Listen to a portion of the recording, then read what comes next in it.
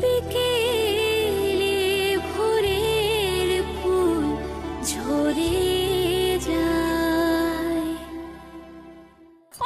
না না আমি পারবো না সুসুরি দিতে।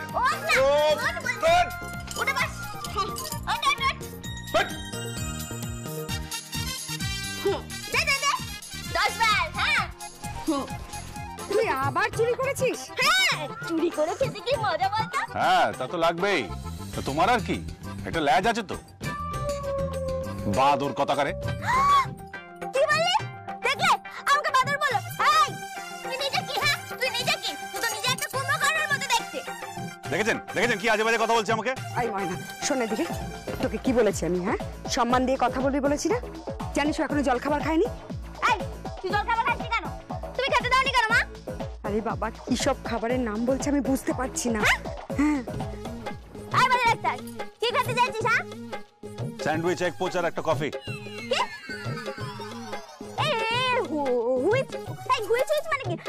কি পচ করছিস বলতো? এই এসব পাওয়া যাবে না। ও মা তুমি একটা কাজ করো তো ভেলকি। হ্যাঁ শোন দেখ কাজ কর, বাগান থেকে না একাধিক কলা নিয়ে আয়, দুধ দিয়ে চিড়ে দিয়ে কলা দিয়ে মা চটকে মেখে দেবে বুঝলি? দেখবি দুধ দিয়ে চিড়ে গেলে কি ভালো লাগে। আমি আমি আমি দুধ দিয়ে কলা দিয়ে মেখে খাবো, খেতে যাবো এখন? হ্যাঁ তো কি আছে, মার হাতে স্বাদই আলাদা। দেখবি খেয়ে বুঝবি কেমন লাগে। হ্যাঁ উনি মেখে দেবেন আমাকে সেটা খেতে হবে? হ্যাঁ ও মা তুমি একটার কথা শুনো না তো, শ্যামলীর না ঘন দুধ হয়েছে, আমি দুই আনছি। তুমি যাও আর হ্যাঁ সঙ্গে না এক গ্লাস চা দিও কেমন? কি হচ্ছে এটা? কি খাবো না আমি? আমাকে ব্রেকফাস্ট দেওয়ার কোনো দরকার নেই, আমি এখন বেরোচ্ছি।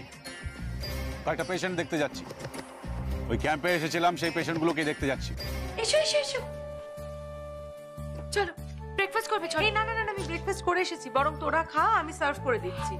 না আমরা নিয়ে নিচ্ছি, তুমি চলো। বাবা এমনিতে তো কুটো নাড়ে না মেয়ে আমাদের, সব মিনতিকে করে দিতে হয়, আর এখন নাকি সে খাবার সার্ভ করবে। বস গিয়ে, আমি করে দিচ্ছি সার্ভ। হ্যাঁ নুপুর বরাবরই একটু সংসার করতে ভালোবাসে।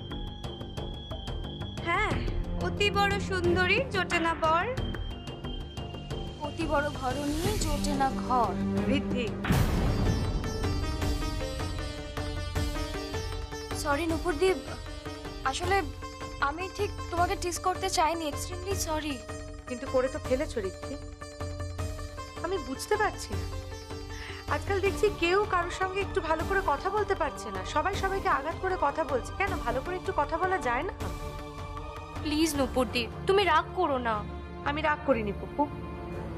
চলো আমরা বেরিয়ে যাই। চলো। এই বেরিয়ে যাই আবার কি রে? তুই এত বড় একটা অনুষ্ঠানে যাবি, এতক্ষণ ধরে নাচবি, না খেয়ে দিয়ে যাবি নাকি রে? খা ঠিক করে, আগে ঠিক করে খেয়ে নে, তারপরে তোকে আমি নিয়ে যাব। সেই তো কোন দুপুরবেলা তোমার ওই সুদীপের সঙ্গে তুমি আবার লাঞ্চ করবে। হ্যাঁ ডক্টর সুদীপের সাথে। এই তো ধরা পড়ে গেছে। হ্যাঁ কি বলেছিলাম? যাবি না, খাবি না? হ্যাঁ আরো বলবো? রে তোকে বিপদে ফেলে দিলাম। হ্যাঁ আমি তো বিপদেই পড়ে গেলাম, দেখো না তখন থেকে সবাই আমার লেগ পুল করছে। আচ্ছা ঠিক আছে হয়েছে, আর রাগ করতে হবে না। চলো করতে হবে না। চলো খেয়ে নাও। এই তোমরা সবাই খেয়ে নাও। দীপ তুমি তো আবার নার্সিং হোমে যাবে, তুমি তাড়াতাড়ি খেয়ে নাও। ওদিকে শুভঙ্করটা যে কি খাচ্ছে ভগবান জানে। কোথাও যাবি না। যাবো না মানে এটা অত্যাচার নাকি? হ্যাঁ চুপচাপ বসে থাকবি এখানে, মা মেখে দেবে সেটাই খাবি, আর শেষ পাতে একটু ফল খেয়ে নি বুঝলি? ও মাই গড আমি খাবো না।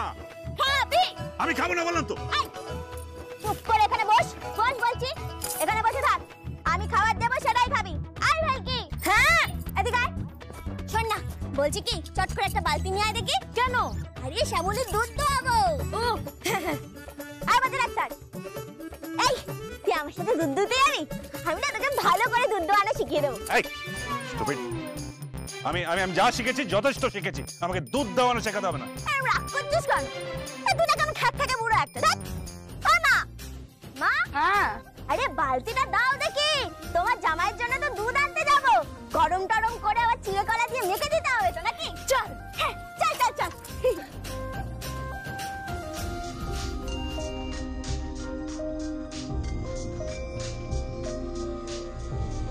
হ্যালো, কি ডাক্তারবাবু, খাওয়া দাওয়া হয়েছে? ব্রেকফাস্ট করেছো? না এখনো করিনি, দেবে। দেবে? কি দেবে? তোমার স্যান্ডউইচ, ডিমের পোচ আর কফি? ওইটা একটাই ব্রেকফাস্ট তোমার? না, এখানে সব মেনু পাল্টে গেছে। কেন? শ্যামলির দুধ। শ্যামলি দুধ মানে? জানো, পাকা কলা চিড়ে আর শ্যামলি বলে যে গায়ে আছে তার দুধ, দুধ খাওয়াবে। হ্যাঁ, কি হয়েছে কেন করতে?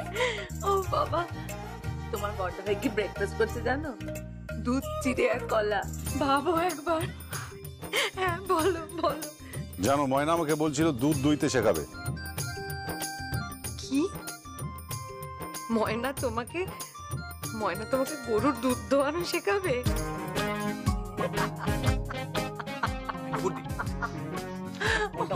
ও বাবা, তোর বড় ভাই কি বলছি একবার শোন। এই বড়দা ভাই, হ্যাঁ, তুই নাকি দুধ দুইবি? শোন না, বলছি এক কাজ কর বুঝলি, আমরা বরং তোর নামে এখানে একটা ডেয়ারি ফার্ম খুলি। বড় বড় করে লেখা থাকবে doctor Shubhankar Banerjee dairy farm. হ্যাঁ, আর আরেকটা কথা লেখা থাকবে, সেটা হচ্ছে যে এখানে আধুনিক পদ্ধতিতে দুধ দেওয়া হয়। শাট আপ, ঝাড়কি মারছিস নাকি? সরি বড়দা ভাই, ভুল হয়ে গেছে, ক্ষমা করে দে। এই ফোনটা দে।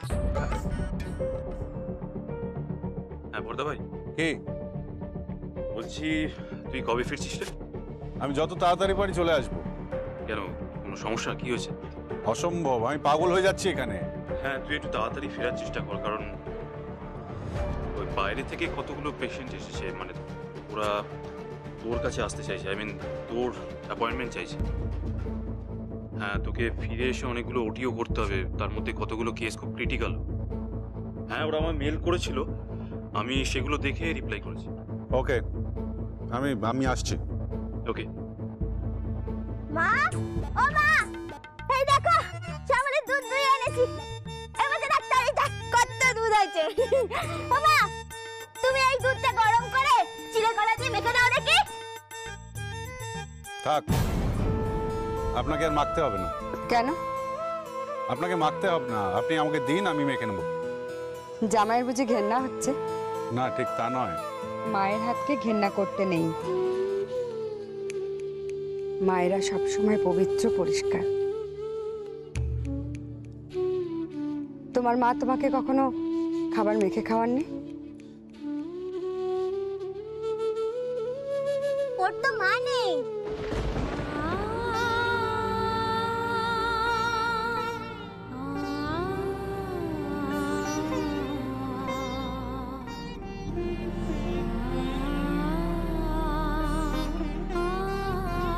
তাই জন্যই তো আমি বলেছি যে আমাকে মা বলে ডাক।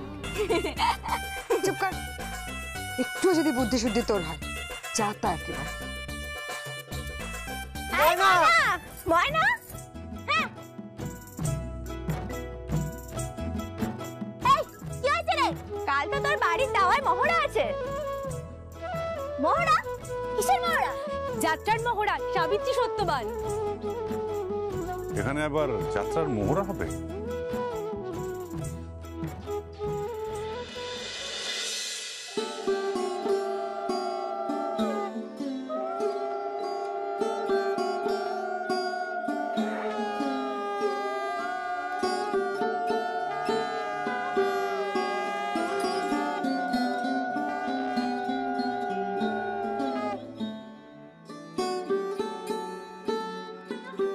আপনি ড্রিপটা স্টার্ট করুন, সঙ্গে অ্যান্টিবায়োটিক ইনজেকশনটা দেবেন।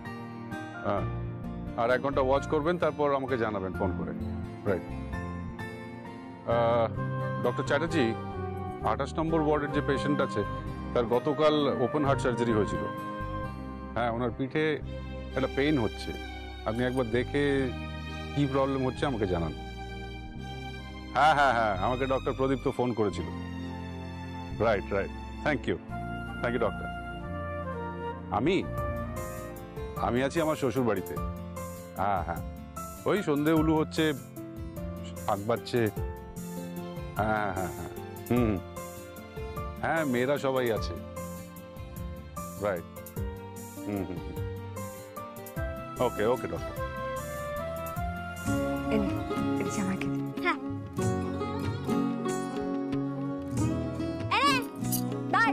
কি প্রসাদ। প্রসাদ? হ্যাঁ। উফ, বাবা হাগর হাগর না হাগর। আহা। হ্যাঁ কি হলো? তেল চিটে গন্ধ। আরে এটা তো 6 মাস আগে কেনা হয়েছিল, একই বাক্সে থাকতে থাকতে না তেলচিটে গন্ধ হয়ে গেছে। আমাদের অভ্যাস আছে সব। এই পাত্রটা পাল্টাও। আরে বাবা ঠাকুরের সব লাগে না রে। ওফ, আমি কোথায় এসে পড়লাম ভগবান। Whatever. এক কাপ চা হবে?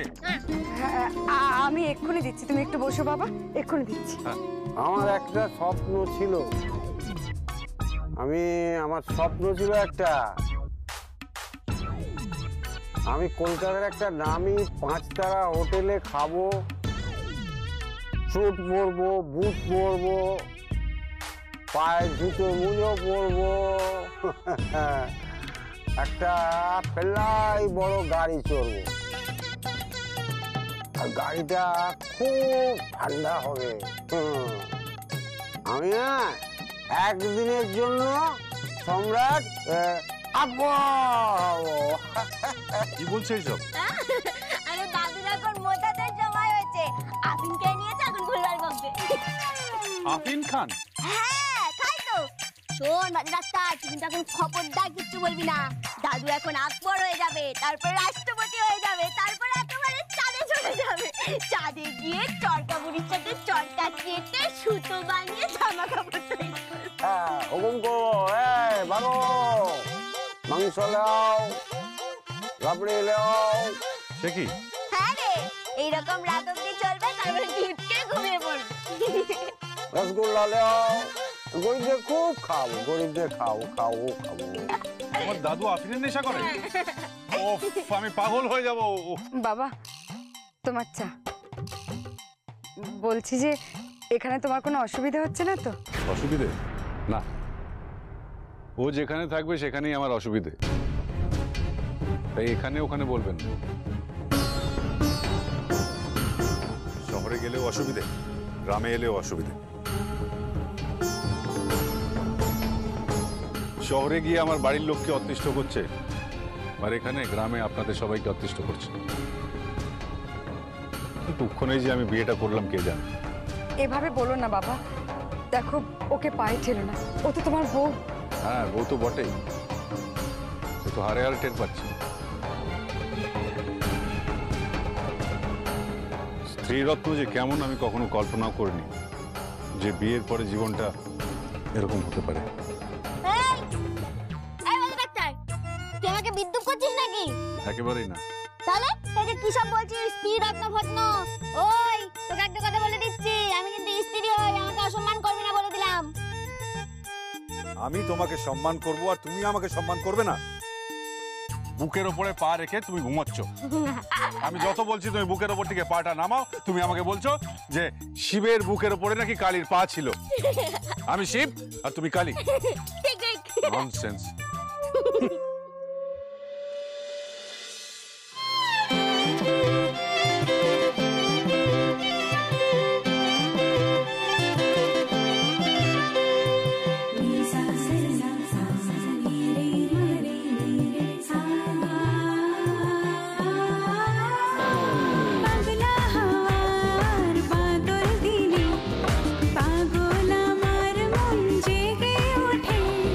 পাগলা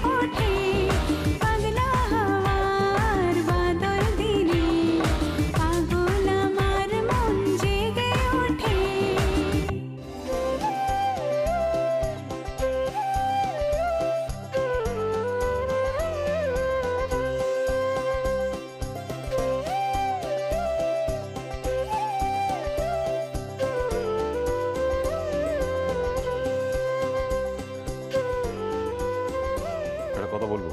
কি? তোমার মধ্যে একটা গুণ আছে। কি? তুমি গানটা বড্ড ভালো গাও।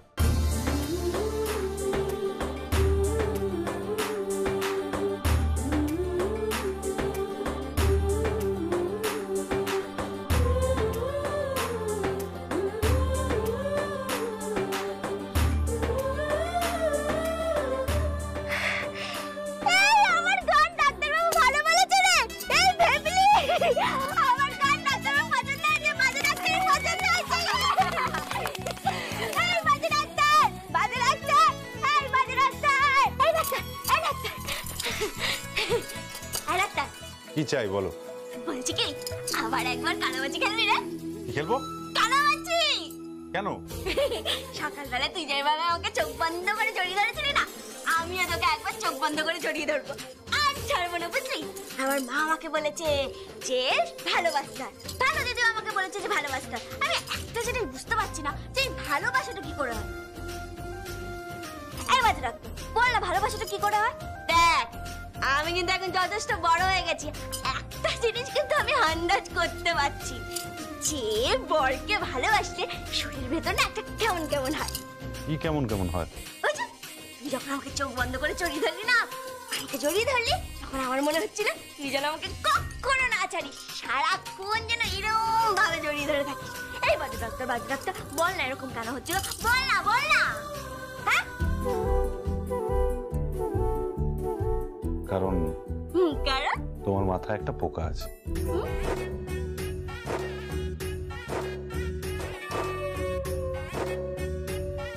পোকা?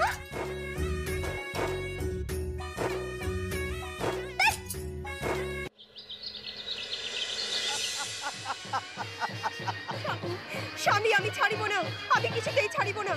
উনি আমার বহুপতিদেব, উনি আমার স্বামী।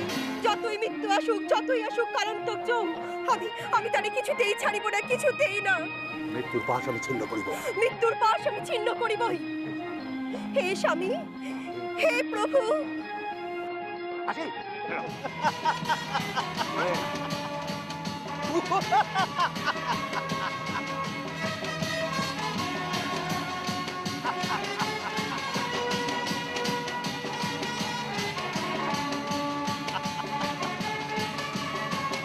আমি মৃত্যু,